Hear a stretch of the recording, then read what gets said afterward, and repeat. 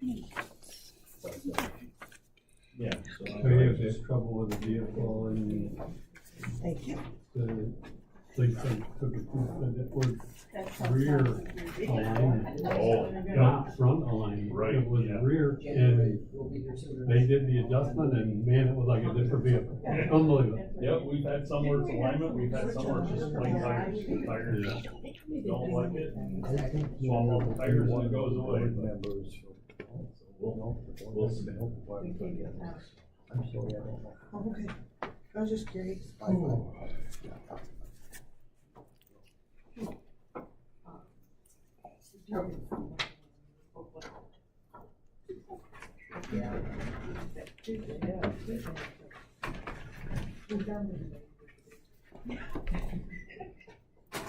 All right, you all set? Okay, I'm all set in the nick of time. We will call Court of Public Safety to order.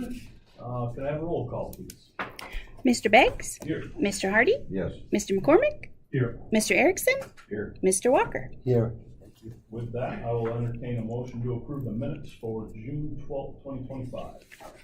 I'll make that motion. Support Walker. Any discussion?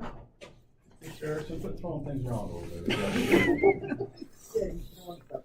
That's his goal. I gotta get a flat. Hearing no discussion, all those in favor of approving minutes from June 12th, 2025, say aye. Aye. Opposed, the same? Very good. Any changes to the agenda? That, I'll entertain a motion to approve the agenda. I'll make that motion, Hardy. Support. We'll go with Mr. Erickson. All those in favor to approve the agenda, say aye. Aye. Opposed, the same? Very good. Public comment. Public comment for us this morning? Yes, sir. Step on up to the podium.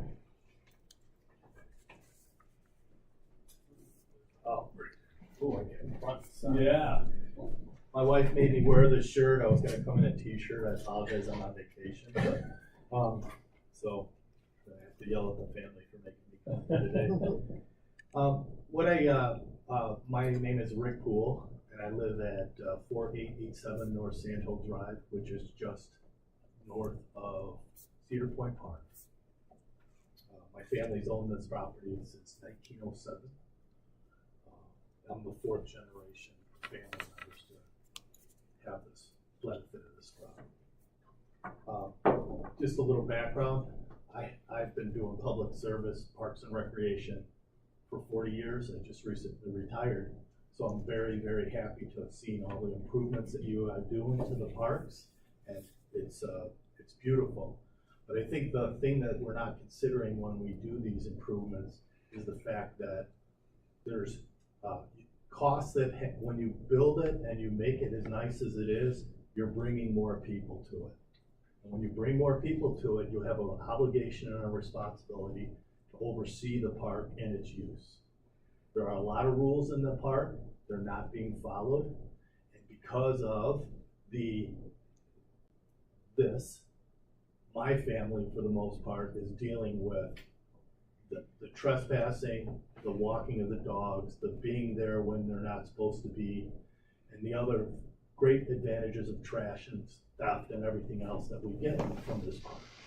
So as much as I love the idea of a public usage of a park and that people in the community have the opportunity to see what we get to see all the time, the beautiful parks, you have an obligation to supervise it or it becomes a public nuisance.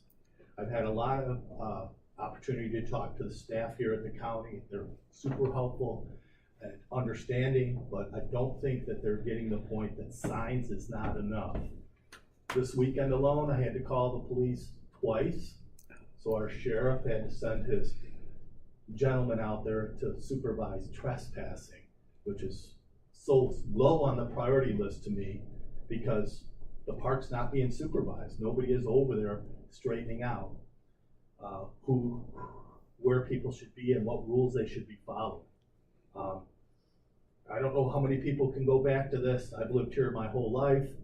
My dad, my grandfather, my great-grandfather, the park has always been there, okay? It's been there since the early 1900s, but it was a road initially, and it was an overlook. You've turned it into a destination location, and with that, you have an obligation to supervise it. All right. I don't know what the answer is. Don't tell me more funding, because you guys keep funding improvements over there. And you get state grants and whatever, which is great. Big feather in the cap to the staff who can get grants. Great job. But you have an obligation when you do that to supervise it. Because if you don't recall, the last shelter that was there got burned down. So, you know, you guys may not go back far enough for that, but it's a beautiful shelter until someone shows up there after hours and lights it on fire. Or shoots it with the guns or whatever else they do when they come out there. I've seen it all. To compound all this, I want to talk to you a little bit about the recent road work on Ridge Road and the additional flooding now that's been directed with the help of the Road Commission to flood our property and to dig a 25-foot trench that is now working its way back to the park. It's also currently flooding the park, which is coming north to our property, which also then inhibits the use by your patrons to use the park. They're coming to the north as a result, because your park is wet, because Michigan Shores has no oversight with what they're doing with their water. And now the Road Commission, in complicit cooperation, has directed drains into our property and dug trenches to direct more water onto our property. We essentially have a Grand Canyon at about a third of our property now. We have to walk around to get to the other half of our property. Our bridges have washed out, the culverts have all washed out because of the additional water from Michigan Shores. I went to Golden Township on Tuesday. I expressed my concerns. I've been told by Drain Commission through you guys, you have no authority over that. I don't understand. In the meantime, while everybody points fingers, our property, multi-million-dollar property, generational property, is being destroyed. So the one thing I'd like to ask is, when the Road Commission performs work, are they required to get permits from Eagle and Drain Commission? I guess I can't ask questions, but if you guys are able to respond or direct me to whoever's a Freedom of Information Act officer in your agency, I'm gonna do a Freedom of Information Act. I want to know if the Road Commission received permits from Eagle and the Drain Commission to direct that additional water to our property. And if they do not, they need to stop now. They need to stop the water. They need to do whatever they've done and change it. It is destroying our property. That's all I have. Do you have any questions for me? So I can get with you, maybe leave your phone number if you don't want to stay for the whole meeting, which I totally understand. I can get a hold of you directly to the people that you need to talk to the Road Commission. Okay. As a Drain Commissioner, we don't have any oversight over the Road Commission. They have their own board, and they met yesterday. But I can get you in contact with who you need to talk to. The Road Commission has contributed, and I respect that. I'll give you my number. But until we get oversight of the wetlands that's called Michigan Shores, that is directing all their water to your park and to my property or our family property, I don't think, you get what I'm saying? Yep. I mean, yes, they are to blame because now they've dug a trench, but if somebody's gotta take control. In the meantime, my property is being destroyed. I mean, prime lakefront is being destroyed. Mr. Beggs? Yes. May I? Mr. Poole, thank you for being here. And I appreciate your positive comments, and let's work on the things that you need. Mr. Beggs is this board's liaison to the Road Commission. Okay. And Mr. Beggs, I assure you, he will ask the questions, Okay. about that. He's very diligent about that. I think if you would give Mr. Beggs, when you get together, or get the administrator's office your address, so some of these things we will look into and, see if we can come up with suggestions on how to work with them. I know the sheriff's office is very diligent when they have reports complaints come in, they're there, but, busy time of the year for those gentlemen too. I understand. But, I just wanna tell you that we will take a look at it, and it's not my chair, Mr. Biggs chairs this meeting, but, we will take a look at it, and if we have an address, we can send, or an email address, we can send you, what else, but I think the solution is for us to work with you and your family to see what we can do to work it together. Okay. No, and I really appreciate it. We've come and we've met with the staff here. They can only do so much. It's gotta be a multi-pronged approach. We can't just say it's a drain commission issue, or it's a zoning issue, or it's a road commission issue. That's why I'm here today. I'm trying to get, I realize that it's never easy when you're working with these multifaceted agencies, but I had to come today because everybody's throwing their hands up. The drain commission can't do anything. Some people don't respond. I had to go to a Golden Township meeting because they didn't even communicate, but the county was great. And I know I'm here with the county today. The interesting thing that we have is the road commissioners are elected, just like we're elected. The drain commissioner is elected, like we're elected. We have, people that work with them and our liaison, but we have no oversight over another elected body. But that doesn't mean that we're gonna turn around and walk away from it. We need to discuss it, and we need to have you part of that discussion. Well, I think the biggest issue is just the Cedar Point Park part. I brought the water issue up because when there is water in the park, then that becomes an issue for us. If I remember, I was in the building materials industry for several years, and there were houses that were built up on Sandhill Drive. That's a unique structure up there. It seems to me that there is a high aquifer there with a big clay base underneath it. So when they dug basements, some of the basements filled right up, so they had to put drainage right down over the bank on a lot of those houses. That's correct, isn't it? Well, the ones on Sandhill that my grandfather sold, those new ones, I call them new, they're 30 years old, but those homes there, I couldn't tell you, but that's not where the water's coming from. Yeah, but that clay layer stops it from going down into the ground, so it runs off, Well, I will tell you what's going on over there. If you sent anybody who knew what they're doing, they can see the old growth trees that are falling and rotting out. The park has had to clear a whole area now of trees because of the extra water that's now flooding what wasn't flooded. I mean, it's in the park's best interest, in your best interest, to get this under control, because I am telling you, it is trenching this far, about 30 feet a year, and you're gonna undermine that road eventually. And we are very, very fortunate on our parks committee. We have Pete Lundberg, who you probably know, the former director of the Silver Lake State Park, and we have the director of all of the county parks in Muskegon County, who lives in Oceana County, who is on that committee. One of my old friends from Illinois on that. So we have some very, very knowledgeable people on the parks, and that. But if they can't control the water, everybody throws their hands up. No, but we can talk about your first issue.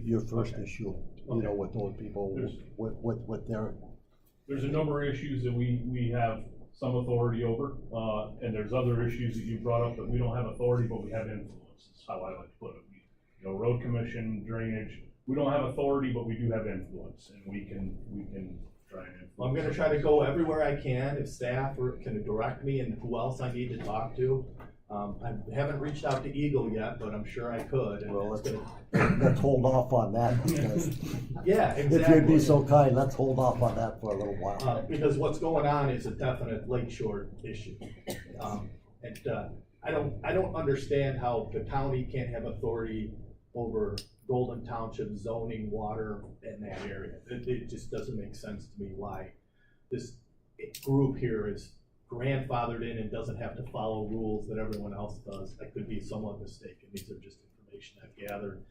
It confounds me, and in the meantime, the neighbors are getting profound damage. In Oceana County, zoning issues are up to each township.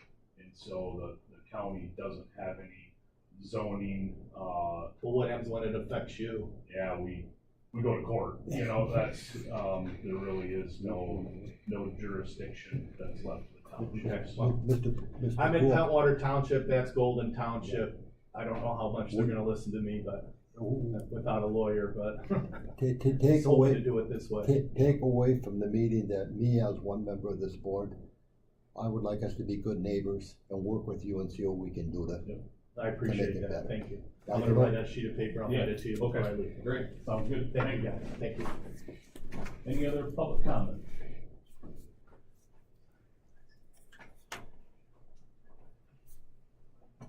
For those of you that don't know me, my name's Dale Danes. You appointed me to the board of medical care a couple years ago. And I would just like to find out if there is, for lack of a better term, job description for board members.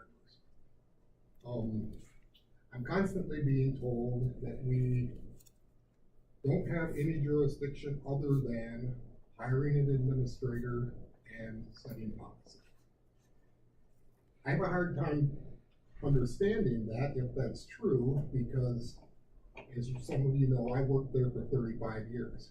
And during that 35 years, many, many times, matter of fact, weekly, if some of you remember back, some of the old board members, Marv Way, Flossie Myers, Dale Lathers, they actually attended our management meetings once a week. They wouldn't have come if they had no input, but they did. And they were very involved in the facility. And I would like to think that current board members of today ought to be involved. My issue is this. Like I said, I worked there for many years. The employees, many of the employees know me, they trust me, they know that I'm a person of my word. And sometimes they don't get prompt, what they consider to be prompt resolutions to some issues, and they call me. Now, why they don't call the other two board members, I think is because they're able to relate to me. But they call me. Now, I don't believe that I should just say, oh no, you need to go be, I can't do you any good, don't call me. I tell them, I'll find out and I'll get back to you. Well, most recently, they had an issue, and called me, texted me, and I called the administrator, and he promptly told me it was none of my business that my employees or his employees, whoever, I consider them to be our employees because we're on the board. We're all there to work together to make a facility that takes good care of your loved ones. Anyway, told me it was none of my business, that I had no business even talking to those people because all I'm there for is to stir the pot, which is not true. I'm there to get resolutions to answers to problems that arise that they don't get answers to within. Therefore, I'm wondering if there's a job description of some sort that sets our boundaries for board members. If there's not, if something could be named. You said something pretty interesting to me a little bit ago. Elected officials are on these other boards that you guys have no control over. What really goes on, but you have input. We over there are not elected officials. We are appointed by you. So I think that all of you have input. You should have it. You always have. I remember back when this board toured over there at least once a year. But I'm wondering, is there a policy or job description, for lack of a better term, for board members? I don't have the answer to that. What we'll do is we will investigate that and I'll get back to you on that. We'll have to talk to, our administrator, do a little digging, maybe Mr. Erickson being the representative liaison to that board. We'll work together to find an answer if there is a job description, and I'll get that back to you. That would be great. Okay. I have your number. All right, Thank you. Thank you. Any other public comment? All right. With that, medical examiner's annual report. Good morning. Good morning. My name is Lisa Kaspriak. I know almost all of it. I'm here to give you your annual report from 2024.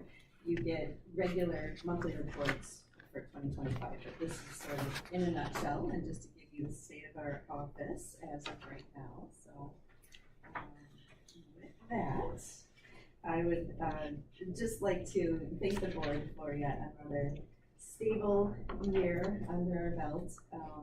We deal with the most serious types of circumstances, cases, and most importantly, unexpected deaths that families and next of kin and friends have not seen coming. And so it's our job to make sure that we're doing right by the decedents and how they came to their unexpected demise. So that is the types of cases that we cover. In 2024, we had 86 death investigations, which was up by 5.4%. The most notable category of increase was suicides, which went from 5 to 8. So definitely paying attention to that.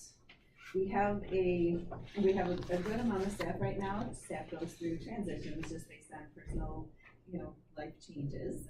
But because we have so many surrounding counties that even when maybe all of them are on vacation the same week, we have coverage.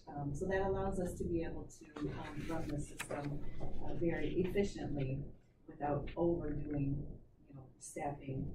We want to make sure that each of our investigators gets the right amount of experience and case structure, so we don't want to flood the system with too many investigators, but we do have such a great amount of staff there.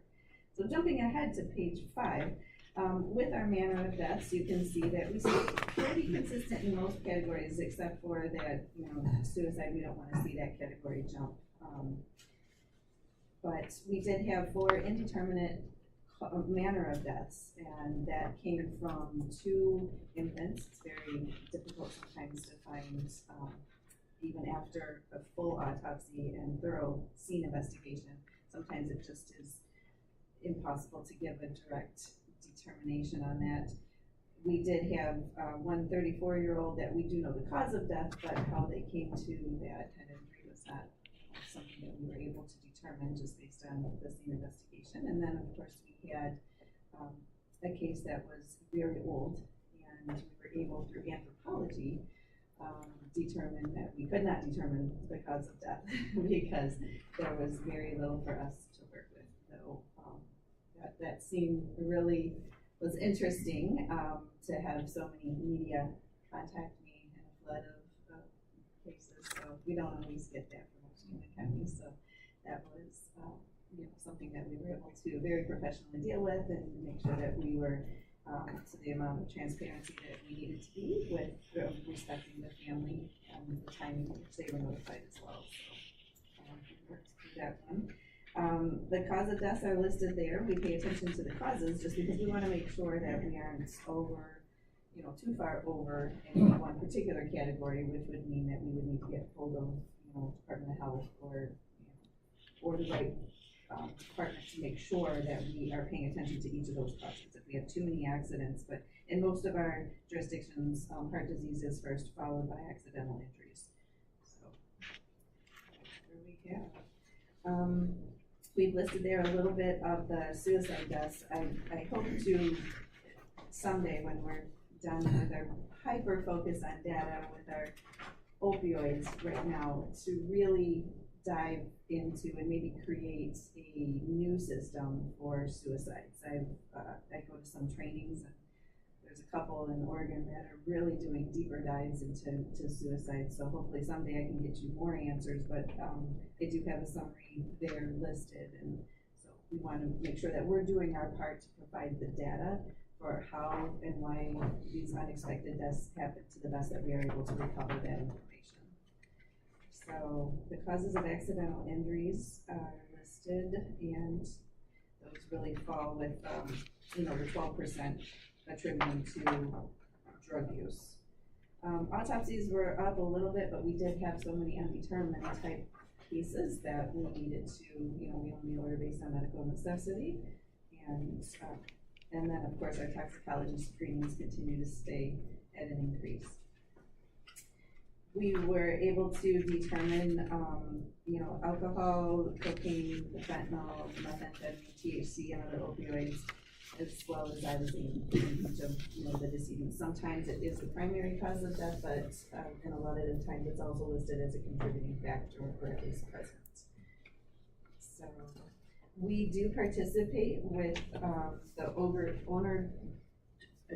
Donor Organ Registry, and we were able to refer, all those cases, though not all of them actually get accepted just for one reason or another, but it is the state law. We do 100%, make sure that we're standing by what each of those decedents' final wishes are and whether or not there's a heart on their driver's license, so that we make sure that they're able to contribute in the way that they would want. So it's amazing how many lives just one donation can affect. So that is really our silver lining in this job. So we're so grateful for that. Our group grew a little bit last year, so then also did our staffing. But what that means for Oceana County is that our readiness to be able to respond to a mass fatality, whether it be a mass shooting or a flooding, we're able to have the right amount of staff that we know what their skills and abilities are to respond to Oceana County or each of our counties, because we know the staff that we have and the resources that we have around the region that we could bring here. Our hearts really do go out to those in Texas right now.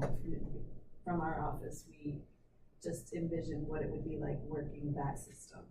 And so whenever something like this happens, whether it's a shooting or floods, we always think, what would we be doing? Are we ready for, yet another unexpected circumstance that ends up on your doorstep and you're not quite sure why? So, yeah. So with that, I'd love to answer any questions. Mr. Beggs? Yes.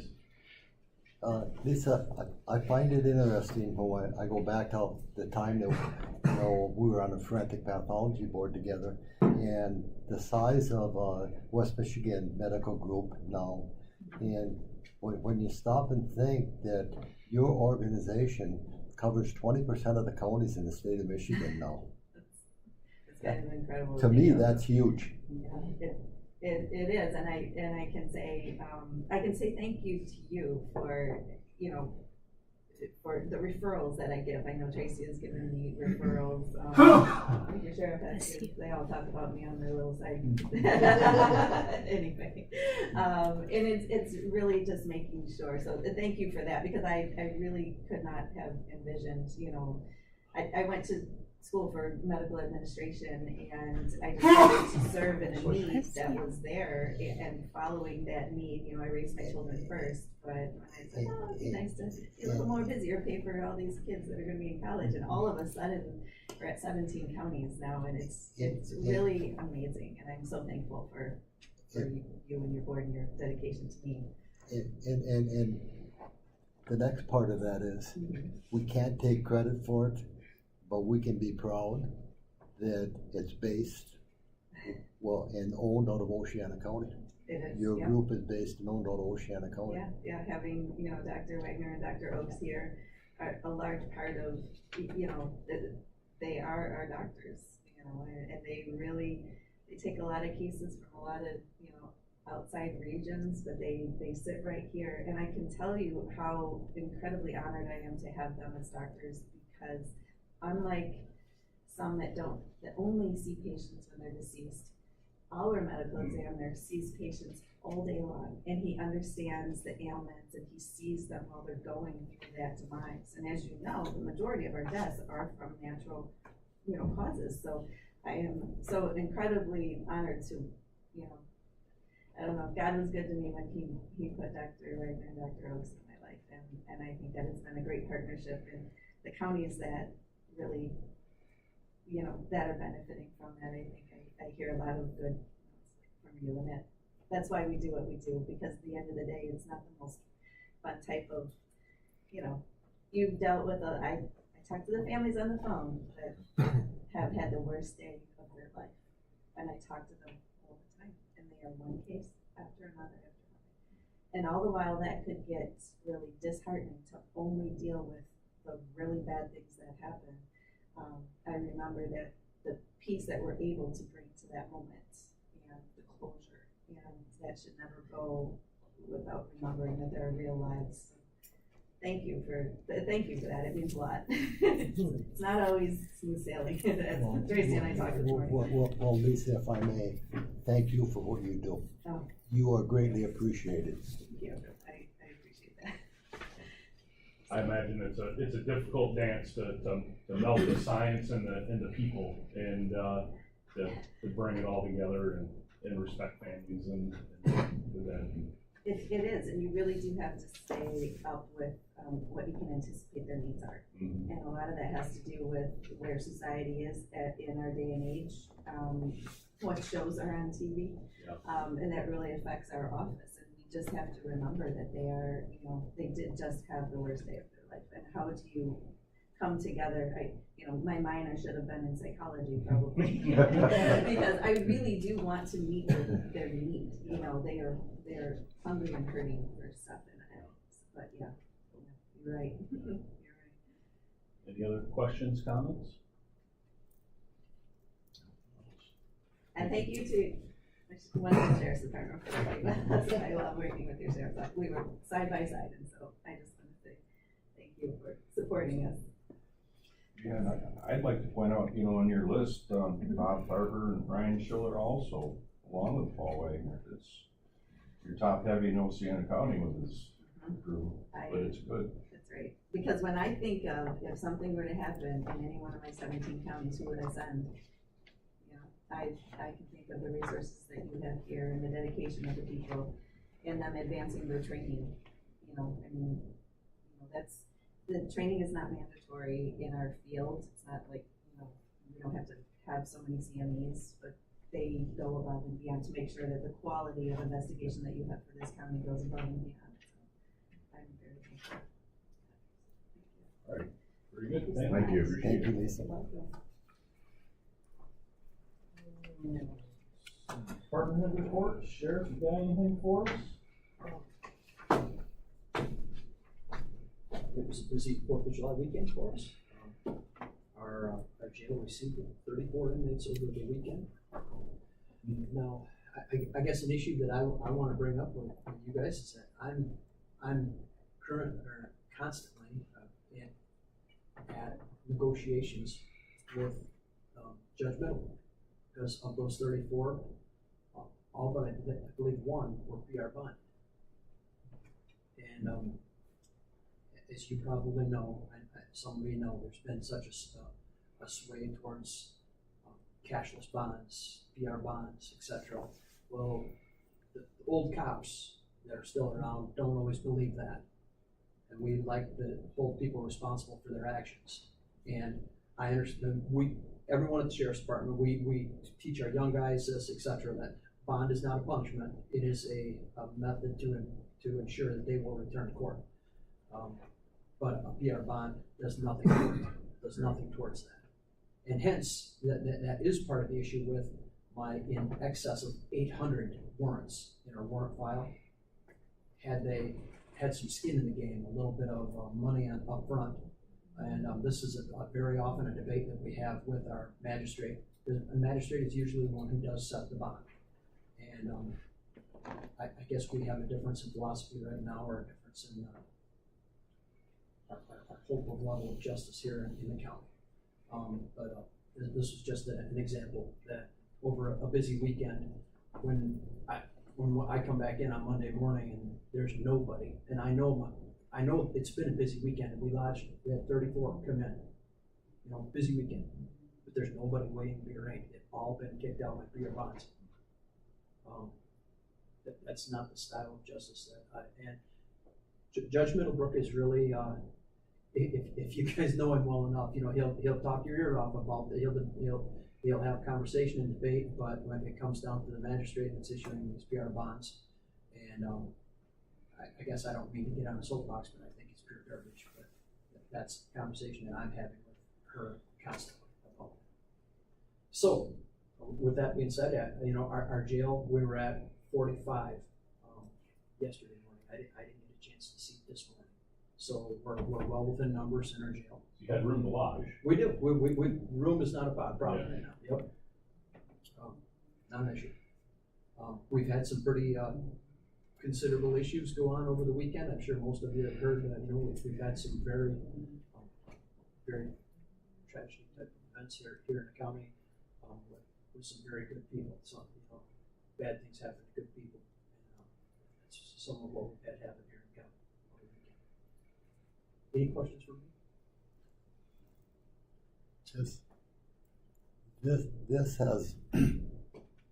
This has not been a good weekend, this past weekend, for anybody in the sheriff's department in Michigan with the 10 drownings that we had, and all of those are the responsibility of the sheriff's department to recover. But Craig, thank you and your people for what you do. You're welcome. We're proud to do it and to serve the people here and do the best we can. Okay, thank you. Mr. Erickson, did you have? Well, we used to have a bail bondsman here every day. So we used to have a bond schedule that when we were on the road and we were arresting somebody, we could go right through Magistrate Gabber's schedule and say, oh, you're arrested for assault and battery, and you know, I could look that up and say your bond is going to be likely to be $212, $200 bond, $12 booking fee, $212 on a schedule. Well, they've gotten away from the schedule. They don't use that anymore.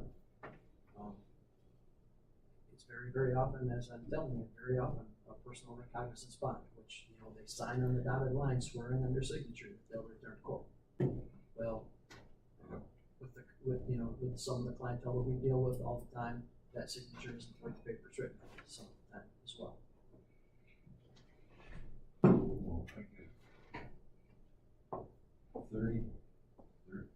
40 people over the weekend? 30. That you booked? Yep. Downtown Hart. That takes a car off the road for a few hours. Yeah, depending on the nature is, yeah. Busy weekend.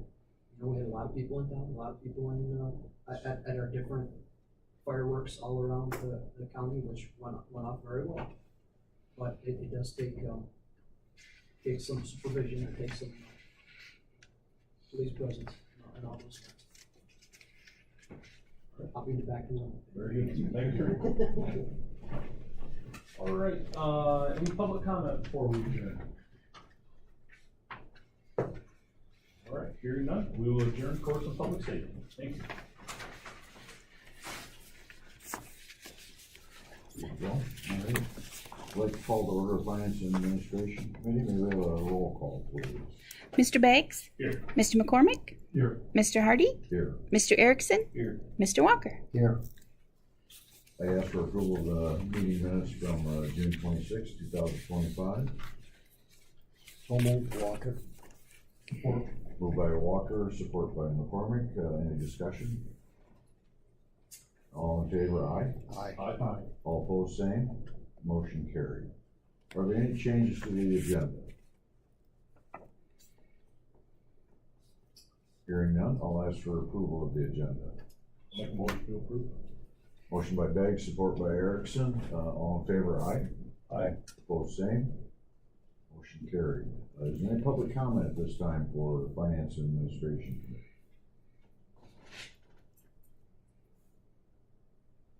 Right. Hearing none, we'll move on. Mr. Kurt Zapp, Administrator, Oceana County Medical Care Facility, Annual Report.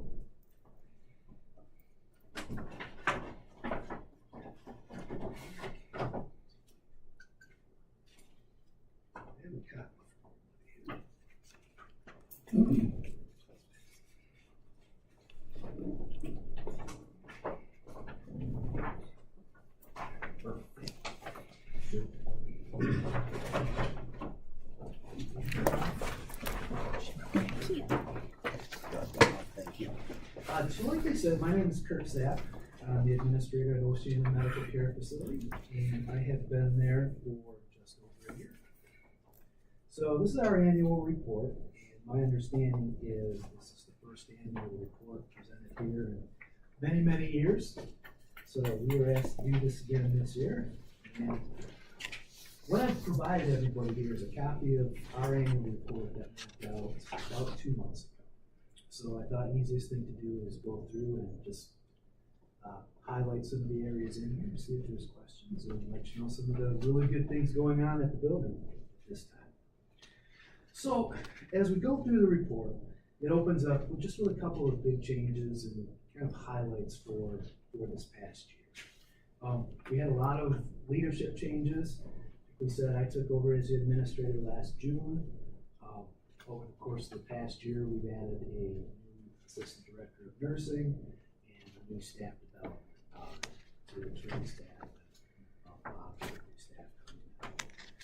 So I feel like we're developing a good team and doing some good work together. Another big highlight of the year was the passing of the millage in August of 2024. That was passed by Oceana County citizens for a 2 mil millage for the next 8 years. And this, we rely on this. This is such an amazing contribution from Oceana County citizens. So we're very, very grateful for that, and very grateful for the support. That means everything to us, and it helps us to keep providing the service at the high level. Our report moves on to address some of the industry-wide challenges that Oceana County has had to struggle with over the past year. So one of our big challenges is trying to develop our census, keep our census numbers high, because that's where our revenue comes from. So it allows us to serve the Oceana County and our surrounding areas. So one big change that we did is in June of this past year, we were able to sign a provider contract with Priority Health. Priority Health is a big insurance provider in this area, and that had become a gap in services for us because we were not able to accept that insurance for payment. So we got into contractual relationship with them, and that has allowed us to increase the services that we provide, especially to people in this area. Our market challenges right now, biggest ones, like we talked about, maintaining our census numbers. Our census numbers are slowly starting to rise. Over the past 4 to 6 months, we've exacerbated census numbers from average to the high 70s up down to the low 90s. Limiting costs, we're working hard financially. Inflationary costs have hit us really hard. Wage benefits costs have been hard. It's a very competitive market. So we're working on that. And then again, the cost of just maintaining effective staffing levels. Early last year, state of Michigan mandated new higher staffing levels for all long-term care facilities. So thankfully, and this is in large part due to the millage as well, our staffing levels were already above what the new mandates came. So we were sitting very well there, still above the mandated levels, and there's a 5-star rating system for long-term care facilities in Michigan right now. We are rated as a 5-star facility, and a large part of that is based on our staffing levels. So we continue to maintain that 5-star rating. Moving forward in the report, staff and personnel notes to talk about. So we have non-union employees, and we have 2 separate bargaining units within the building. We have a service unit, bargaining unit, and we have a nursing bargaining. So we work with all of those. At the end of 2024, we concluded with 213 employees total. And during the course of last year, we did have 4 long-term staff members retire after many, many years of service. In January of 2025, our board of directors approved a 4% wage increase for our non-union staff and a 3% wage increase for both bargaining units. And those increases for the bargaining units had already been contractually agreed upon during previous negotiations. Big change to our medical care coverage. in January of 2025 also. We switched over from a self-funded insurance program, which we'd operated under for several years, to a fully insured program, still through Blue Cross Blue Shield, which we use as our medical insurance coverage for quite some time. But the decision was made to switch over because last fall, when our benefits negotiator came back to us, to maintain on the self-funded program, it would have increased staff premiums by almost 40%. So that prompted us to really dig deep and switch back over to the fully funded program. And as of now, that seems to be going very well. Biggest reason for those premium costs were just increased utilization by staff. And a large part of that increased utilization was based on medication use, especially related to weight loss drugs. Finally, staff personnel notes. Very, very proud of our staff retention rates and longevity. Last May, we had our annual employee recognition, and during that, we honored 26 employees for long-term dedication to Oceana County. In order for somebody to be honored at that, they have to have at least 5 years of service. So we had 26 people last year that we did that with. Moving forward in the report, there's a discussion about our state regulatory survey and our financial audit. So in August of this past year, our state licensing survey team came to the building. They come annually. And this is usually comprised of 4 to 5 member survey team. They're usually on site for 3 to 4 days, and they quite literally dig through just about everything that we have over the past year. So during that survey, the survey turned out very, very well. They had nothing but positive things to say about our facility. We came out of that survey with 2 very minor citations. One of those citations was missing face page documentation in our social work file, and another one of those was for vent on the roof that wasn't blowing air the way that it should be. So both of those were remedied immediately. Plan of correction was submitted back to the state and accepted. They did what they call a desk review, and that means that they see no reason to have to come back on site and that they accept all findings and proposed changes. So that was very good for us. Also last year, we had the annual financial audit that was completed by Gabbridge and Company, and there were 0 negative findings in that financial audit as well. Moving on in that report, discusses our family and resident satisfaction survey last year. So this survey was conducted by a company called NRC Health, and we conducted this last year in June.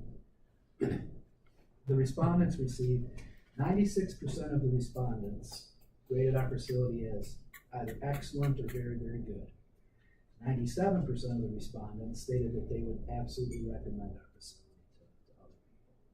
So we are very proud of that. That same survey is being conducted right now. So the survey has been sent out to families, residents. We included staff this year, so we'll have those results coming back in the next month or 2. Outpatient therapy. We continue to provide outpatient therapy services to the community.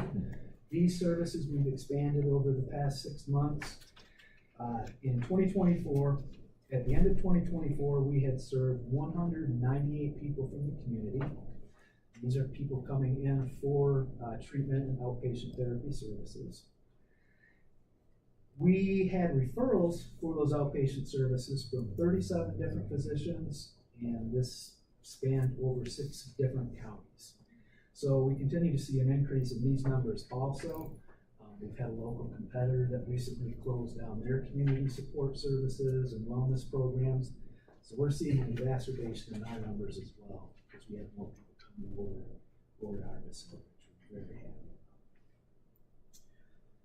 happy. Mentioning community support for our facility earlier, we continue to receive a great deal of support from community volunteers. In our recreational therapy department, during the year of 2024, we utilized over 40 community volunteers. to come into the building every single day and just provide support and care for our residents. We added 7 new volunteers over the course of last year. And at the end of 2024, those service hours equated to 304 total volunteer service hours being donated to our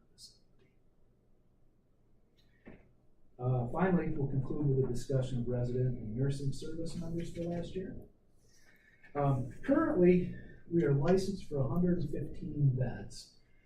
We have 12 of those offline now. So in long-term care, largely because of COVID, largely because of struggles with finances and finding staffing levels industry-wide, the state implemented what they call a non-available bed program. So what that allows long-term care facilities to do is petition the state to take beds offline if you don't think that you're going to be able to fill. So moving into the beginning of this year, we had beds offline equating to only having 88 licensed beds. In January, we brought 15 of those back online.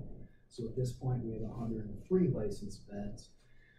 Current census averaging around 90 or just above that. So we're pushing marketing strategies, trying to exacerbate those census numbers. At this point, those 12 beds that are still offline, we have to make a determination at the end of September if we either try to bring those back online, if we think that we can fill them, or if we do what they call surrendering those beds back to the county, which means we put those back into a pool, and we're not charged financially to keep those beds online. So we would, in a sense, turn those rooms into private rooms, keep our census at 103 as opposed to 150. So we'll be working with our board of directors and making that determination over the next couple of months. Census numbers, been one of the biggest challenges industry-wide, but our numbers we're happy with. They're continuing to increase for us. It's moving a little bit slower than we had hoped, but it's starting to move up. And like I said, we've increased from high 70s percentage to up closer to 90% right now. We're confident that's going to continue. One of the other things that we're looking at in order to try to exacerbate those census numbers is really pushing to become a special provider for wound care services in this area. There seems to be a gap in services for the surrounding counties, including Oceana County. So we're looking to move towards that, and we think that if we can implement ourselves and present ourselves to providers as being able to be the go-to facility for wound care, that's going to do nothing but work in our favor. Like we discussed, current average census numbers currently are around 90 residents per day. Based on our resident numbers for 2024, we provided 29,834 paid days of service to residents for the year. And last Oceana Medical Care Facility still maintains a 5-star rating for direct care services, staffing levels. So we're very, very proud of that. Any questions from me before I turn it over to Cindy, our financial manager?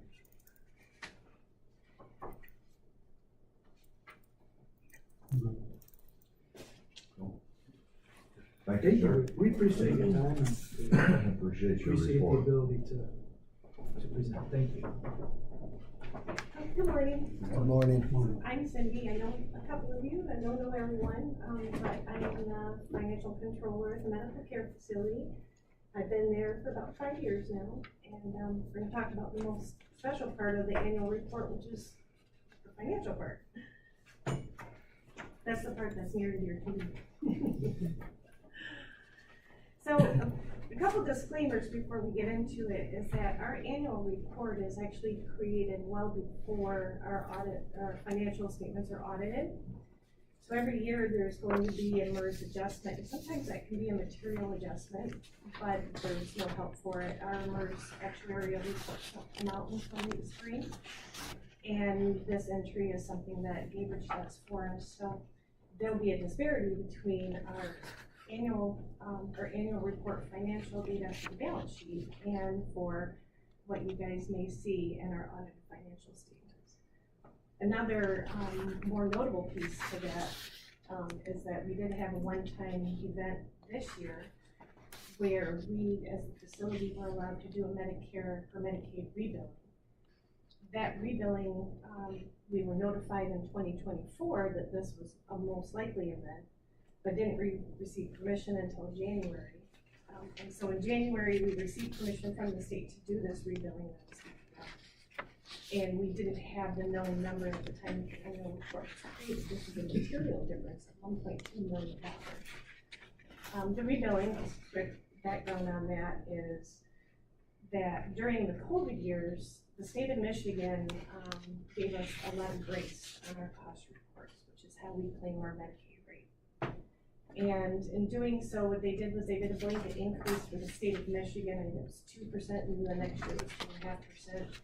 So they increased everyone's daily Medicaid rate by those percentages without actually looking at and auditing cost reports to see what was truly necessary. It was good for some facilities. Other facilities, it was detrimental. So for us, we actually sat on the negative side of that because the increase of 2 and 2.5% wasn't enough to cover our cost. The state realized that that was a statewide issue, and so what they did was they invited medical care facilities to rebuild those claims, and then they would pay us the difference. And so that's what we're speaking of here. So neither one of those numbers are in the annual report balance sheet, but you will see those in the audited financial statements if you want to see them. So for gross resident revenue, we landed at $13,678,883. 81% of that gross resident revenue is our Medicaid dollars that I just spoke of. We typically year to year hover around the 80 to 84% Medicaid for what constitutes our gross resident revenue. And 7% of those dollars are from Medicaid, and 11% is private pay. Private pay could be private insurance or all just private out-of-pocket expenses for people that choose to live with us. Our Medicaid daily rate in 2024 was $411.29. That maintained itself. The most of 2024 state fiscal year begins on October 1st. They reset our rates, and so we increased it to it was increased to $460.53 in October. We have to keep our Medicaid rate, we can only bill up to our private pay rates. We try to keep the Medicaid, our private pay rate, just a little bit above the Medicaid rate. So that being said, that increase was a rather big surprise for us. We weren't expecting that big of a jump. So we actually increased our private pay rates in October and again in November just to stay ahead of it. Payroll expenses represent 54% of our operating expenses. The increases in staff numbers in 2024, we had a 3-year union contract with negotiated increases for all 3 years. And all of these things have kept our payroll expenses rising year over year. The largest expense is seen in our nursing department, which houses the vast majority of our direct care staff.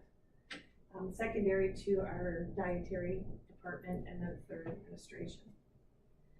On a side note, our direct care staff is receiving a direct wage pass-through amount through the state of Michigan. So on top of their normal hourly rate, they're also receiving in 2024, $3.20 additional hourly rate that's all reimbursed by the state of Michigan. Our non-direct care workers receive 85 cents per hour. So when looking at our expenses and the statement of activities, there is a portion of that that is actually reimbursed by the state of Michigan. Our reimbursement for 2024 was $742,600, and that shows up as the grant reimbursement line. Just a few more things. Our cash balances at the end of the year was $7,561,092. We did receive, we experienced an overall increase in our cash and investment dollars from 23 to 24. This is due to a steady increase in our census. It's a slow but very steady increase. And that rebound is helping to increase our cash and investment dollars. We also then, of course, factor in our increased Medicaid rate and then the renewal of our millage at 2 mills. Our balance sheet total for assets, liabilities remains virtually unchanged from 2023. I was pretty shocked when analyzing that. It's only about a $400,000 difference, which when you're dealing with 26 million is not that much. And just another piece to kind of point out is that our statement of activities 1-year comparison shows an increase in resident revenue, and that increase is proportionate to what we experienced in operating expenses, both rising close to about 3% from one year to the next. The operating expenses consistently exceed revenue. In the case of 2024, it exceeded by $452,204. The deficiency, though, is remedied by our millage dollars, state of Michigan funding, and grant revenue. So, a quick summary: our financials are growing stronger year over year since the time that I've been with the facility. I've seen improvement in our census. I started at the facility during the COVID years, so I didn't even know what normal looked like, and we're starting to see that again, and that's very exciting. We are working strategically to balance the cost of care with the higher revenue that we receive by having a higher census. It's controlling costs, but we have to make sure that we control the costs without sacrificing the direct care for the residents. Thank you. Any questions? Shows how important the millage was. Amen to that. Tremendously. One quick question, your operating expenditures, are those pretty normal to go up about 3.5% a year? It has since I've been there, yeah. I know it's 3.7 here, but. It's been steady since I've been with the facility, and I was kind of anxiously looking forward to what normal looked like, and I'm starting to see that now. You know, our administrator's been really proactive about getting our census up, and so we're starting to see some nice balance there. Yeah, that's actually pretty decent, given what the economy has done and the cost of everything going up. You would be very proud of the department heads. They are very cost conscientious. We started just in this year giving them where they land monthly on their budgets.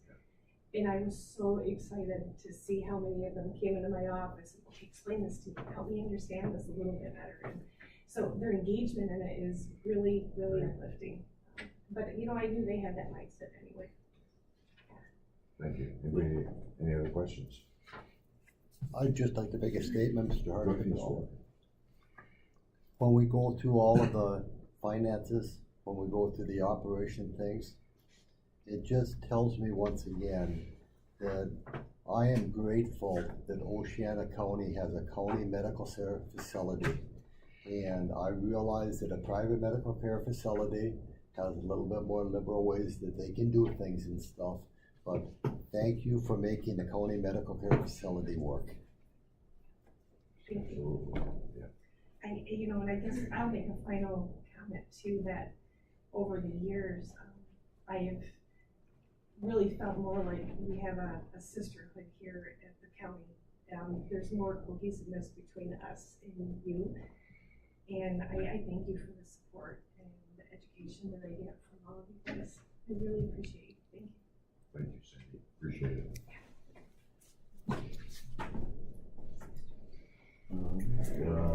Ms. Biard, Health Department appointment of alternate.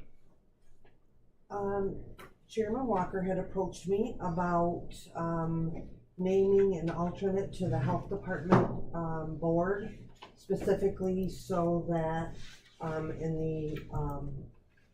if there is a time that either of them aren't able to make the meeting, that you have an alternate in place, and he would like to suggest Mr. McCormick be appointed to that as an alternate to the Health Department board. Mr. Hardy? Yes. As I brought up at one of the meetings, recently, that I drove all the way to Cadillac for a personnel committee meeting, and we could not have it because we did not have a quorum. Oh. We had a discussion, but we could not take any action, we couldn't have a public meeting. And, that was at no fault with Oceana County.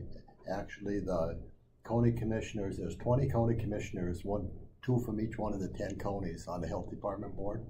And the county commissioners on that committee that lived the closest were the ones that didn't make it to the meeting. But Paul can, Paul can support this. There is so much uncertainty with funding from the federal government and from the state right now with the health department. I see the same thing at community mental health. I see the same thing at the oversight board for community mental health. But Kevin Hughes has taken a very, very proactive stance on the funding and where there might not be funding. And he's moved in a lot of directions already to minimize the loss of fundings that we have. But it's very, very important that when we have a director of the District 10 Health Department like Mr. Hughes, that we have members from the counties. And we did not have a alternate, assigned, up there. And that was part of the discussion at our last meeting.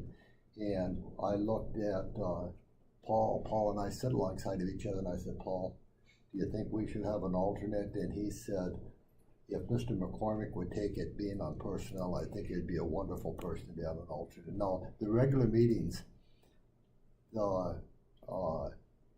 normally Paul and I will ride together, and the mileage for the special meetings or the regular meetings and the per diem is all paid by the health department. It doesn't cost, the county doesn't have to pay for those at all. But I'm gonna clear it up with Kevin, because I sit on personnel and I sit on bylaws. And there's going to be a meeting of the bylaws committee when I'm gonna be gone, at the end of the month. And I'm gonna ask Kevin if he wants an alternate to sit on those. I don't know if the alternates go to the other ones too, but it's just important. There's lots of business to do, and when either Paul or I can't be there, we really need another voice there. Sure. Joel, you voluntold to do it? Voluntold? Well, thank you. Voluntold, yeah. Having 19 other commissioners from the other counties there with you, after you've been there for a while, you really pick up on the different ways that all 10 counties commissions work, and it's very interesting. And the interaction is tremendous. Would you say, Paul? We've got a really good group of people, and county board chairs, Jim Mankey from Wago County, Brian Colt is there. We've got some really good people. So we exchange ideas, and we know what each other have been up to. It's a pretty good place to exchange ideas, and Bob is right with Kevin Hughes has just been tremendous in that role that he plays, and he's already started his cost cutting and through attrition and positioning the health department to be able to take care of the mandated requirements of the office. And we're fortunate, we have a beautiful health department up at the Cooney property, and we've got one of the nicest facilities of all 10 counties.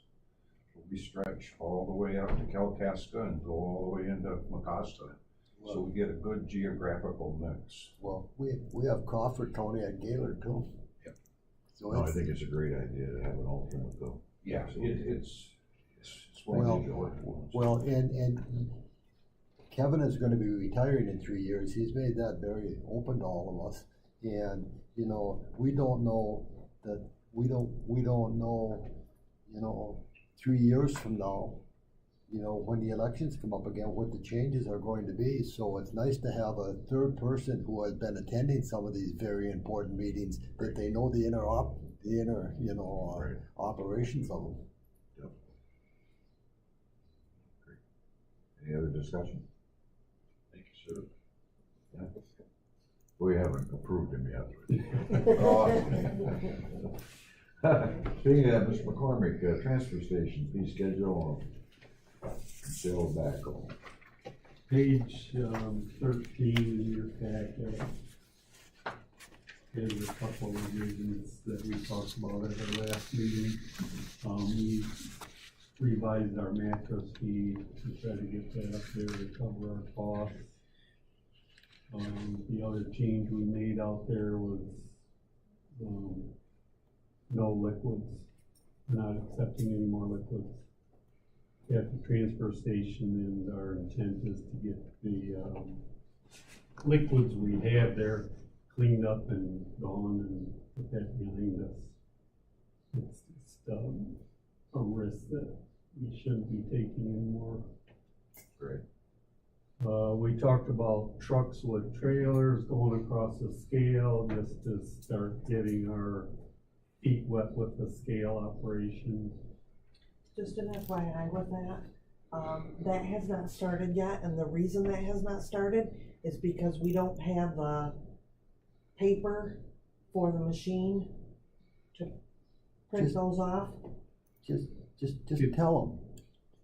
You know, if the guy comes across the machine, we can give this is a voluntary thing for him to go across. We can read we could read what's just, because we're not using it to charge. Okay. Yeah. Well, But we I could have use it. ordered paper for it, so Okay. it's coming. Yeah. But I think we could go, like Bob said, I think we should go ahead and start using it. We can just, we can write it down manually. Yeah, or something, because Just have him keep a log. and the customer can see what. whatever that difference is between going in and going out, they times $85 a ton, that customer's gonna know when we start charging. And the longer we run that, I think the less, you know, arguments we're gonna have.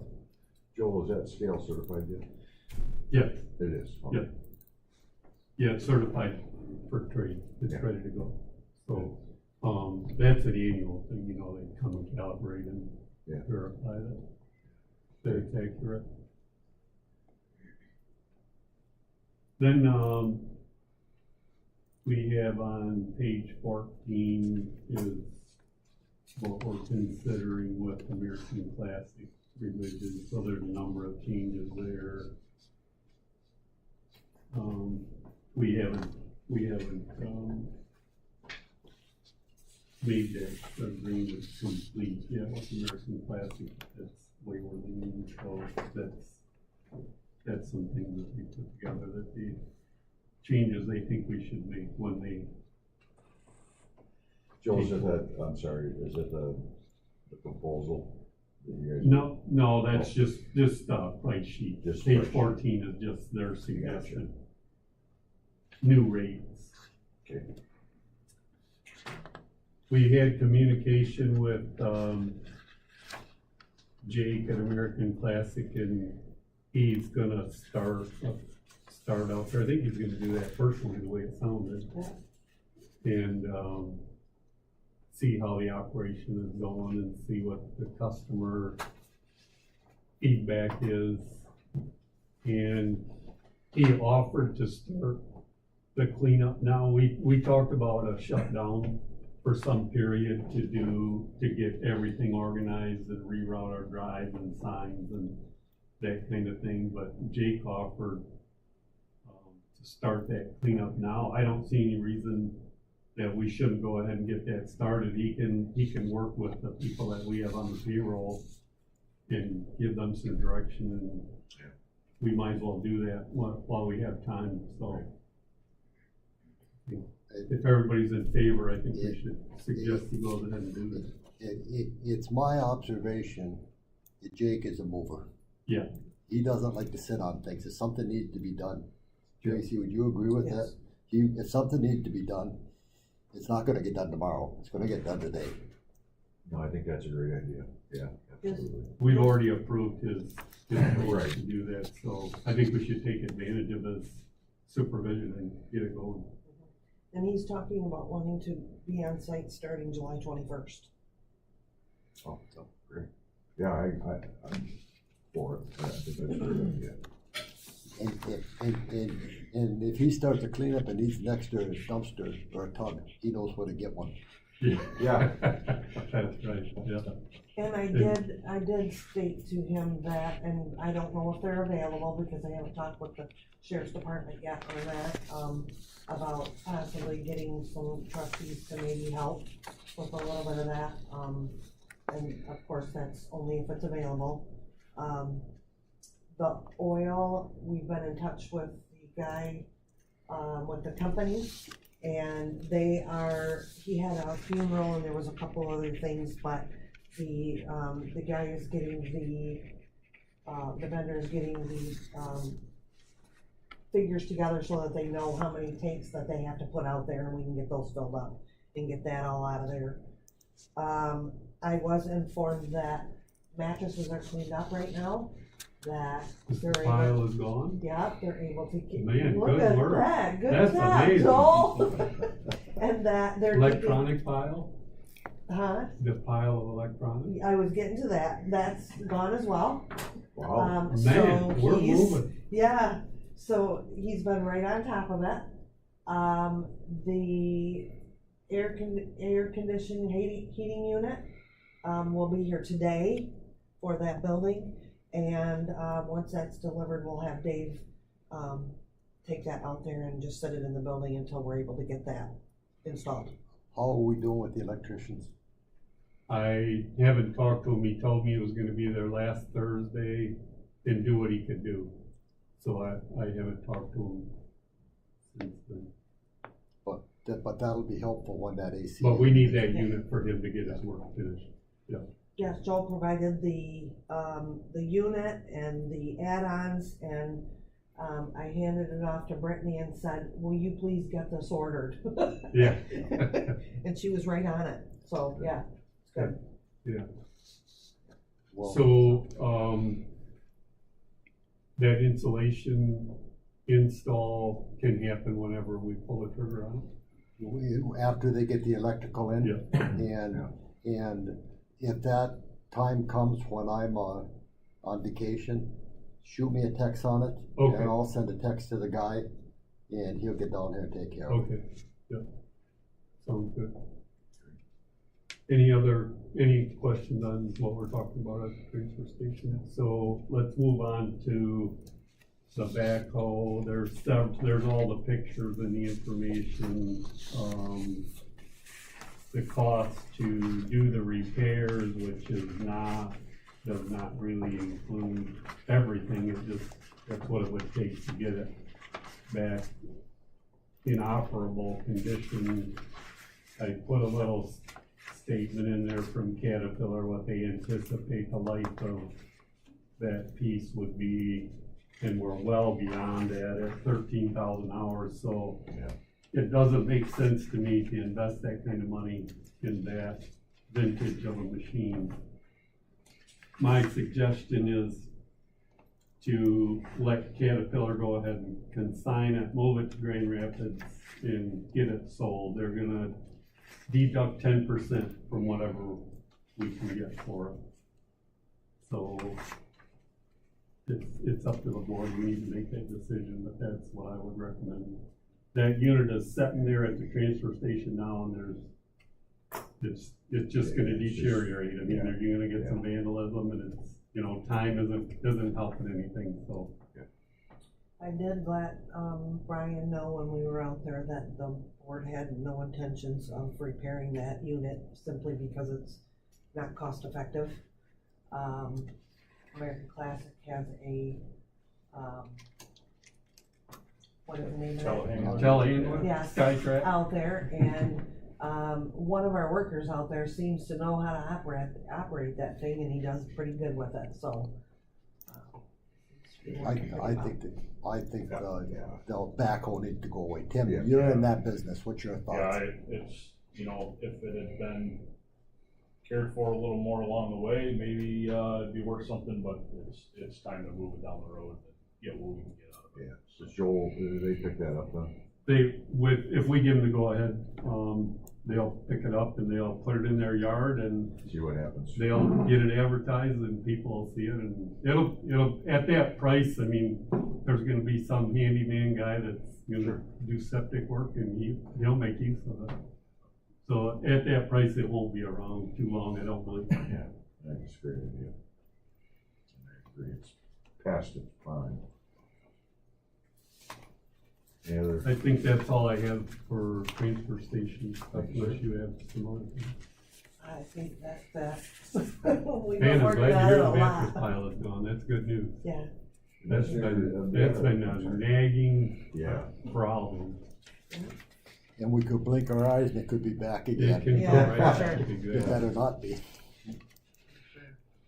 Administrative yard, administrative review of selected claims for payment and administrative report. the, claims have been provided to you. Is there any questions on those? Okay, if not, administrator's report, the county's audit is complete, thank goodness. And I will get a, presentation scheduled for that, for them to come in and present that to you. I did provide, hard copies to all of you. If you, prefer that I email a copy to you, I can do that as well. Usually I send you an electronic copy when we're doing the presentation, but, I can do that beforehand if you'd like. I have a health insurance meeting, Jessica and I with, Jennifer Martin scheduled for next week, just to give us kind of an update and, hopefully she'll have some information for us to get started on open enrollment for 2026. West Central Michigan County Alliance is scheduled for July 28th. I need RSVPs by July 18th if you plan to attend, please. And just to let you know that Mecosta County has pulled out of the West Central Michigan County Alliance at this time, so Do you mind if I expand on that a little go bit? ahead. Something at our health department meetings in the last couple months has been different about the Mecosta County reps. They have 7 commissioners there, and 5 of them were newly elected, and they ran on the issue of the Goshen Battery. And they pulled out, and Brian Koch, who was in the process of going up to be the chair of MAC, Brian Koch says he would not be surprised if they're gonna pull out a MAC too.